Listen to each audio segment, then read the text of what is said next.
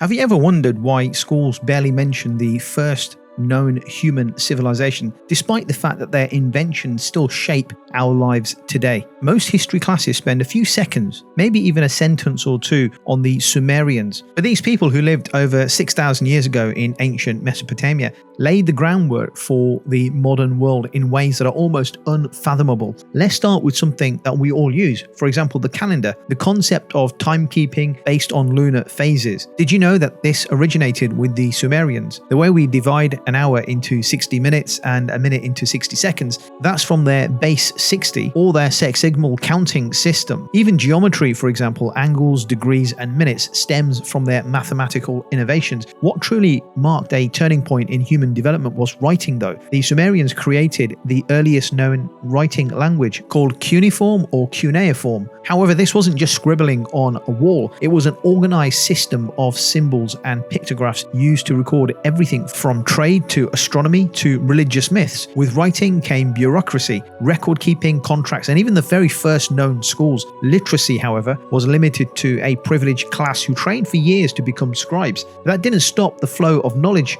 In fact, tens of thousands of these inscribed clay tablets still exist, buried in museum basements all over the world, waiting to be studied. Now just imagine what we could learn from these ancient tablets if we had the opportunity to learn them. We often credit the wheel to the Sumerians, and that's true, but their innovations went much deeper than just the wheel. They developed the first sewer systems, complex irrigation networks, and mapped out agricultural zones with precision. They designed canals that fed crops and supported expanding cities. They also invented the sailboat, enabling trade networks that reached far into South Asia in what is today known as Pakistan, over 3,000 years before the Silk Road. This surge in trade brought with it a flourishing of culture, goods, and ideas. It was in Sumer where jewelry, cosmetics, and even beer first appeared, and they absolutely kept a detailed record of over 500 recipes for brewing beer. Even music and entertainment was covered. Ancient tablets describe flutes, drums, tambourines, and even harps. They also show early forms of competitive wrestling, making them arguably the inventors of organized sports and leisure. But perhaps the most fascinating are the things they shouldn't have known. For example, one clay tablet, famously dubbed the solar system tablet, appears to depict planets revolving around the sun. How did they have knowledge of this? Because this tablet here depicting the solar system and having planets revolving around the sun, that's not something officially theorized until Copernicus over 5,000 years later. So really, how did they have this knowledge? Mainstream scholars argue it's symbolic or just stars, but the resemblance is striking, wouldn't you agree? How did they know about the structure of the solar system before the invention of the telescope? How about that? How did they know? Another example is their flood myth. The Epic of Gilgamesh, a story that predates the Bible by centuries, describes a global flood strangely remarkably similar to the one in Genesis. What's compelling is that geological evidence now supports the idea of rapid sea level rises following the last ice age, possibly explaining why this flood story is repeated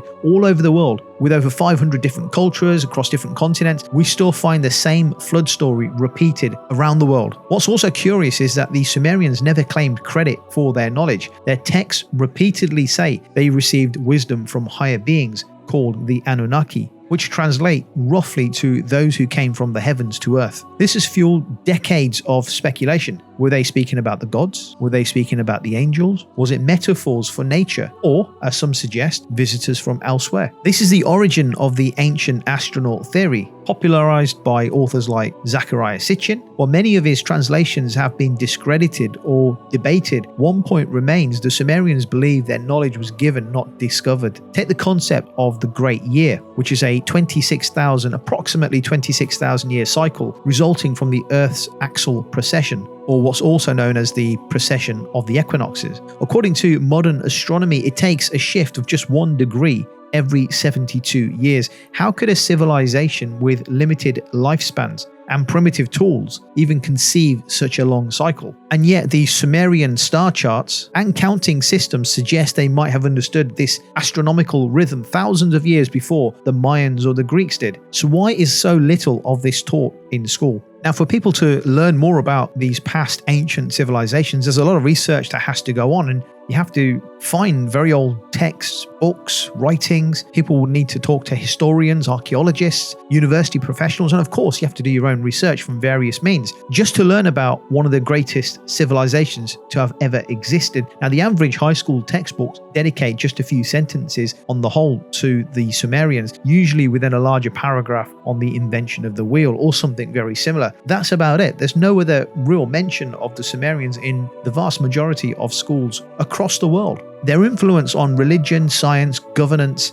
and daily life is very rarely explored. Could it be that religious or ideological agendas have filtered what history we're allowed to explore? Could that be a possibility? The story of Moses, for instance. Now, the story of Moses shares a striking parallel with that of Sargon of Akkad, who was a Sumerian ruler born over 1,000 years before Moses. Both found as infants in baskets, raised in foreign courts, and destined to become great leaders. However, given that the story of Sargon of Akkad occurred 1,000 years prior to the story of Moses, can we deduce that Moses is a retelling of a much older story from a much older ancient source material? It's uncomfortable to realize that many biblical stories may have older Sumerian roots, but shouldn't we want to understand the origins of our most influential ideas? Shouldn't we want to explore, understand, and learn more about these ancient origin stories? Today, over 30,000 Sumerian tablets are sitting in museum archives,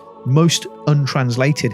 Many have never even been photographed. Some were interpreted once, many years ago, in fact over 100 years ago, and never revisited with modern tools or fresh eyes. We owe it to ourselves as a global civilization to take another look at these tablets. These tablets are not just relics, they are time capsules filled with ideas, science, art, and stories that might reshape how we see our past and our future. So the next time someone tells you that ancient people were primitive, specifically the Sumerians, ask yourself why a civilization that gave us time, writing, laws, and beer is barely mentioned in the classroom. Thank you for watching. If you found this fascinating, hit that like button and subscribe for more interesting content about this mysterious old world where it feels like part of our human history just doesn't quite make sense. Don't forget to let me know in the comments what you think of the video.